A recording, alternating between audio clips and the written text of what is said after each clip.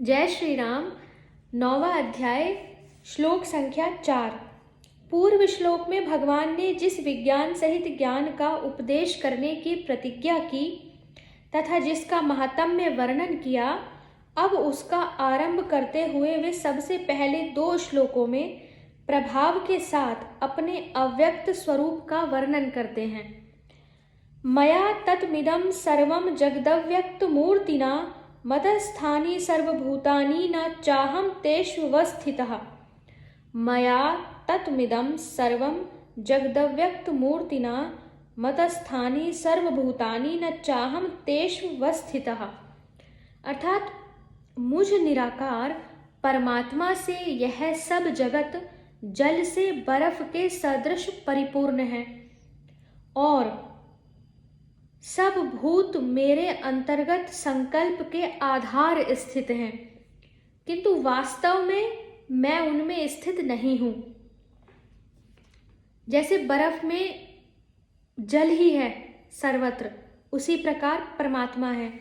प्रश्न है कि अव्यक्त मूर्तिना पद से भगवान के किस स्वरूप का लक्ष्य है? उत्तर है 8वें अध्याय के 4थे श्लोक में, जिसे अधियज्ञ 8वें और 10वें श्लोकों में परम दिव्य पुरुष, 9वें श्लोक में कवि पुराण आदि, 20वें और 21वें श्लोक में अव्यक्त अक्षर और 22वें श्लोक में भक्ति द्वारा प्राप्त होने योग्य परम पुरुष बतलाया है। उसी सर्वव्यापी सगुण निराकार स्वरूप के लक्ष्य से यहाँ अव्यक्त मूर्तिना पद का प्रयोग हुआ। दूसरा प्रश्न है, इदम और सर्वम विशेषणों के सहित जगत पद किसका वाचक है? उत्तर है कि इन विशेषणों के सहित जगत पद यहाँ संपूर्ण जड़ चेतन पदार्थों के सहित समस्त ब्रह्मांड का वाचक है।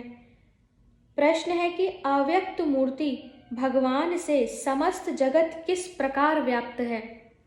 उत्तर है, जैसे आकाश से वायु, तेज, जल, पृथ्वी, स्वर्ण से गहने और मिट्टी से उसके बने हुए बर्तन व्याप्त रहते हैं।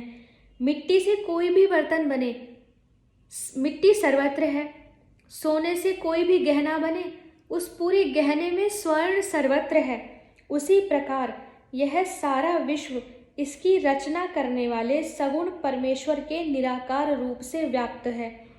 श्रुति कहती है, ईशावास्यमिदं सर्वं यत्किंच जगत्याम जगत। अर्थात इस संसार में जो कुछ जड़ चेतन पदार्थ समुदाय है वह सब ईश्वर से व्याप्त है। प्रश्न है, सर्वभूतानि पद किसका वाचक है और इन सब भूतों को भगवान में स्थित बतलाने का क्या अभिप्राय है? उत्तर है कि यहाँ भूतानि पद समस्त शरीर, इंद्रिय, मन, बुद्धि तथा उनके विषय और वास स्थानों के सहित समस्त चराचर प्राणियों का वाचक है। भगवान ही अपनी प्रकृति को स्वीकार करके समस्त जगत की उत्पत्ति, स्थिति और प्रलय करते हैं। उन्होंने ही इस समस्त जगत को अपने किसी अंश में धारण कर रखा है। 10वें अध्याय का 42वां श्लोक। और एकमात्र वे ही सबके गति, भरता, निवास स्थान, आश्रय, प्रभव, प्रलय स्थान और निधान हैं। इस प्रकार सबकी स्थिति भगवान के अधीन है, इसलिए सब भूतों को भगवान में स्थित बतलाया गया है। प्रश्न है, यदि यह सारा जगत भगवान से परिपूर्ण है, तब फिर मैं उन सब भूतों में स्थित नहीं हूँ, इस कथन का क्या अभिप्राय है? उत्तर है कि बादलों में आकाश की भांति समस्त जगत के अंदर अणु अणु में व्याप्त होने पर भी भगवान उससे सर्वथा अतीत और संबंध रहित है। समस्त जगत का नाश होने पर भी, बादलों का नाश होने पर भी आकाश की भांति भगवान ज्यों के त्यों रहते हैं।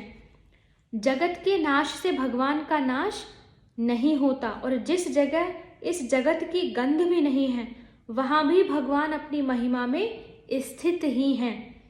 यही भाव दिखलाने के लिए भगवान ने यह बात कही है कि वास्तव में मैं उन भूतों में स्थित नहीं हूँ, अर्थात मैं अपने आप में ही नित्य स्थित हूँ।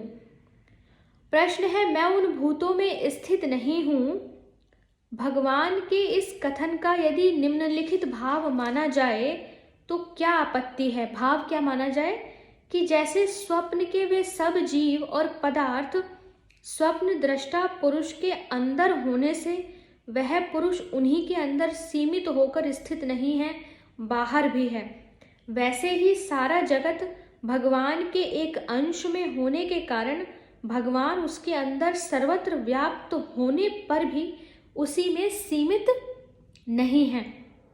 दूसरे, जैसे स्वप्न देखने वाले पुरुष को स्वप्न के सब पदार्थ स्वप्न अवस्था में प्रत्यक्ष दिखने पर भी स्वप्न की क्रिया से और पदार्थों से वस्तुतः उसका कुछ भी संबंध नहीं है, वह स्वप्न की सृष्टि से सर्वथा अतीत और संबंध रहित है।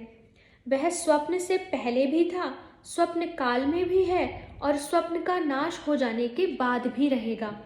वैसे ही भगवान सर्वदा रहते हैं, संपूर्ण जगत का नाश होने पर भी उनका नाश नहीं होता, बल्कि जहाँ जगत की गंध भी नहीं है वहाँ भी भगवान तो अपनी महिमा में आप स्थित हैं ही। इस प्रकार उससे सर्वथा अतीत और निर्लेप होने से वे उसमें स्थित नहीं हैं। तीसरा, क्या माना जा सकता है? ये प्रश्न उठाए जा रहे हैं अभी कि क्या ऐसा मान सकते हैं? जैसे स्वप्न के सब पदार्थ वस्तुतः स्वप्न दृष्टा पुरुष से अभिन्न और उसके स्वरूप होने के कारण वह उसके अंदर नहीं है, बल्कि वह ही वह है, उसी प्रकार समस्त जगत भी भगवान से अभिन्न उनका स्वरूप ही होने के कारण वे उसके अंदर स्थित नहीं हैं, बल्कि वे ही वे हैं, ईश्वर ही ईश्वर हैं। इस तरह जगत के आधार एवं उससे अतीत होने से और जगत उनका स्वरूप ही होने से वे जगत में स्थित नहीं हैं। इसलिए भगवान ने यहाँ यह भाव दिखलाया है कि जगत के अणु अणु में व्याप्त होने पर भी मैं जगत के अणु अणु में व्याप्त होने पर भी वस्तुतः उनमें नहीं हूँ, वर अपनी ही महिमा में अटल स्थित हूँ। बहुत गूढ़ ये व्याख्या है कि जब सर्वत्र ईश्वर ही है तो उसके अंदर जो चीज़ें हैं ईश्वर उनमें नहीं है, क्योंकि ईश्वर तो सर्वत्र है। अब इसका उत्तर क्या है कि यदि हम ये व्याख्या माने जो अभी मैंने आपसे कही, उनमें कोई आपत्ति नहीं है। अभेद ज्ञान की दृष्टि से अभेद, जब हम अभेद न माने तब ये व्याख्याएं सही हैं। श्लोक संख्या 5। न च मत स्थानी भूतानि पश्य मे योगमैश्वरम भूतभ्रन्न च भूतस्थो ममात्मा भूत भावनः। न च मत स्थानी भूतानि पश्य मे योगमैश्वरम भूतभ्रन्न च भूतस्थो ममात्मा भूत भावनः। अर्थात वे सब भूत मुझ में स्थित नहीं हैं, किंतु मेरी ईश्वरीय योग शक्ति को देख कि भूतों का धारण पोषण करने वाला और भूतों को उत्पन्न करने वाला भी मेरा आत्मा वास्तव में भूतों में स्थित नहीं है। भूत अर्थात जितने भी प्राणी हैं, चराचर जगत के जो भी प्राणी हैं। तो फिर से व्याख्या पढ़ते हैं कि वे सब भूत मुझ में स्थित नहीं हैं, किंतु मेरी ईश्वरीय योग शक्ति को देख कि भूतों का धारण पोषण करने वाला और भूतों को उत्पन्न करने वाला भी मेरा आत्मा वास्तव में भूतों में स्थित नहीं है। प्रश्न है कि पूर्व श्लोक में सब भूतों को भगवान ने अपने में स्थित बतलाया और इस श्लोक में कहते हैं कि वे सब भूत मुझ में स्थित नहीं हैं। इस विरुद्ध उक्ति का यहाँ क्या अभिप्राय है? उत्तर है कि यहाँ इस विरुद्ध उक्ति का प्रयोग करके और साथ ही अर्जुन को अपनी ईश्वरीय योग शक्ति देखने के लिए कहकर भगवान ने यह भाव दिखलाया है कि अर्जुन, तुम मेरी असाधारण योग शक्ति को देखो। यह कैसा आश्चर्य है कि आकाश में बादलों की भांति समस्त जगत मुझ में स्थित भी है और नहीं भी है। बादलों का आधार आकाश है, परंतु बादल उसमें सदा नहीं रहते। वस्तुतः अनित्य होने के कारण उनकी स्थिर सत्ता भी नहीं है, अतः वे आकाश में नहीं हैं। इसी प्रकार यह सारा जगत मेरी ही योग शक्ति से उत्पन्न है, मैं ही इसका आधार हूँ, इसलिए तो सब यह भूत मुझ में स्थित है। परंतु ऐसा होते हुए भी मैं इनसे सर्वथा अतीत हूँ। ये मुझ में सदा नहीं रहते और इनकी मुझसे भिन्न सत्ता नहीं है, इसलिए ये मुझ में स्थित नहीं है। अतएव जब तक मनुष्य की दृष्टि में जगत है, तब तक सब कुछ मुझ में ही है। मेरे सिवा इस जगत का कोई दूसरा आधार है ही नहीं। जब मेरा साक्षात हो जाता है, तब उसकी दृष्टि में मुझसे भिन्न कोई वस्तु नहीं रह जाती। उस समय मुझ में यह जगत नहीं है। बहुत, इसीलिए इस अध्याय का नाम राज विद्या विद्याराज गुह्य योग है। इतनी गुह्य बात है कि जब साधक को ईश्वर का साक्षात्कार हो जाता है तो सर्वत्र ईश्वर ही होता है, फिर जगत लीन हो जाता है, विलीन हो जाता है। दूसरा प्रश्न है कि इस विरुद्ध उक्ति के संबंध में भगवान का निम्नलिखित अभिप्राय माने तो क्या दोष है? अभिप्राय क्या माने? इस विरुद्ध उक्ति से भगवान अपने पूर्व कथित सिद्धांत की ही पुष्टि कर रहे हैं। जब सपने की सृष्टि की भांति सारा जगत भगवान के संकल्प के आधार पर ही है, वस्तुतः भगवान से भिन्न कोई सत्ता है ही नहीं, तब यह कहना ठीक ही है कि वे सब भूत भी मुझ में नहीं हैं। फिर यह सारी सृष्टि दिखती कैसे है? इसका रहस्य क्या है? इस शंका के निवारण के लिए भगवान कहते हैं, हे अर्जुन, यह मेरी असाधारण योग शक्ति का चमत्कार है। देखो कैसा आश्चर्य है, सारा जगत मुझ में दिखता भी है और वस्तुतः मेरे सिवा और कुछ है भी नहीं। अभिप्राय यह है कि जब तक मनुष्य की दृष्टि में जगत है, तब तक सब कुछ मुझ में ही स्थित है। मेरे सिवा इस जगत का कोई अन्य आधार है ही नहीं और वास्तव में मैं ही सब कुछ हूँ। मेरे अतिरिक्त अन्य कुछ भी नहीं है। जब साधक को मेरा साक्षात हो जाता है, तब उसे यह बात प्रत्यक्ष हो जाती है, फिर उसकी दृष्टि में मुझसे भिन्न और कोई वस्तु रहती ही नहीं, इसलिए वे सब भूत वस्तुतः मुझ में स्थित नहीं है। उत्तर है, इस व्याख्या में कोई दोष नहीं है। अभेद ज्ञान अर्थात जब जगत और सृष्टि में कोई भेद ही ना रहे, उस दृष्टि से यह ठीक है, किंतु यहाँ अभी उस अभेद ज्ञान की का प्रसंग नहीं है। प्रश्न है कि ऐश्वरम और योगम पद किसके वाचक हैं?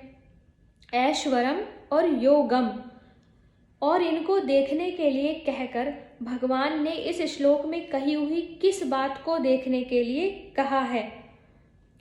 उत्तर है कि सबसे उत्पादक और सबके उत्पादक और सब में व्याप्त रहते हुए, सबका धारण पोषण करते हुए भी सबसे सर्वथा निर्लिप्त रहने की जो अद्भुत प्रभावमयी शक्ति है, जो ईश्वर के अतिरिक्त अन्य किसी में नहीं हो सकती, उसी का यहाँ नाम ऐश्वरम योगम है। भगवान ही उत्पादक हैं, भगवान ही सब में व्याप्त हैं, भगवान ही सबका धारण पोषण कर रहे हैं, फिर भी सबसे निर्लिप्त हैं। तो ऐसी शक्ति केवल भगवान में है और इस शक्ति को ही ऐश्वरम योगम पद से प्रतिपादित किया गया। इन दो श्लोकों में कही हुई सभी बातों को लक्ष्य में रखकर भगवान ने अर्जुन को अपना ईश्वरीय योग देखने के लिए कहा है। प्रश्न है, भूत भृत और भूत भावन इन दोनों पदों का क्या अभिप्राय है? मम आत्मा पद किसके वाचक हैं और भूतस्थ नः का क्या अभिप्राय है? जो भूतों का धारण पोषण करे उसे भूत भृत कहते हैं और जो भूतों को उत्पन्न करे उसे भूत भावन कहते हैं। मम आत्मा से भगवान के सगुण निराकार स्वरूप का निर्देश है। तात्पर्य यह है कि भगवान के इस सगुण निराकार स्वरूप से ही समस्त जगत की उत्पत्ति और उसका धारण पोषण होता है, इसलिए उसे भूत भावन और भूत भृत कहा गया।